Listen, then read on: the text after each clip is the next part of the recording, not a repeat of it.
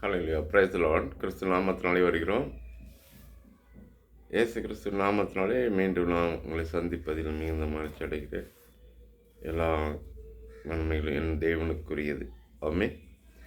இன்னைக்கு இந்த உலகத்தில் வந்து நம்ம கண்ணுக்கு தெரியக்கூடியது ஒரு வானம், இரண்டாவது ஒரு வானம் இருக்கிறது, மூன்றாவதும் ஒரு வானம் இருக்கிறது.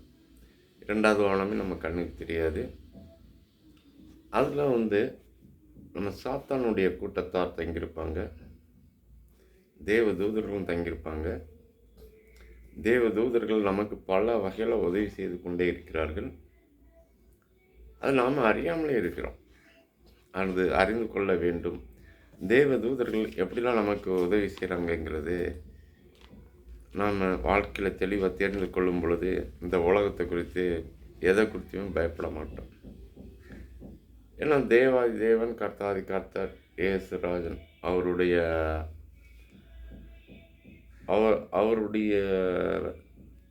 தேவ தூதர்கள் எல்லாம் நாம் சொல்லக்கூடிய ஒவ்வொரு மேட்ரையும் அங்கே ஒப்பு கொடுத்து அதுக்கு நமக்கு ஆன்சர் வாங்கி கொடுக்குறாங்க. இதில் வந்து யாருமே நாங்கள் பெரியவங்க, நீங்கள் பெரியவங்க, அப்படி யாருமே பெரியவங்க கிடையாது. விசுவாசிக்கிறவங்க எல்லாருமே பெரியவர்கள். அதை நீங்கள் முதல்ல தெளிவாக புரியணும். சரி, சங்கீதம் 91 எடுத்து பார்த்தீங்கன்னா, உன்னதமானவரின் மறைவில் இருக்கிறவன் சர்வ வல்லவருடைய நிழலில் தங்குவான். அப்போ நமக்கு ஒரு மறைவான பாதுகாப்பு வேணும்னா அவருடைய நிழலிலே இருக்க வேண்டும்.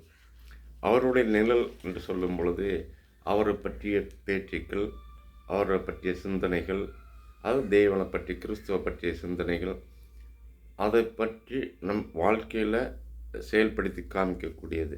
இந்த மாதிரி விஷயங்கள்லாம் இருக்குது.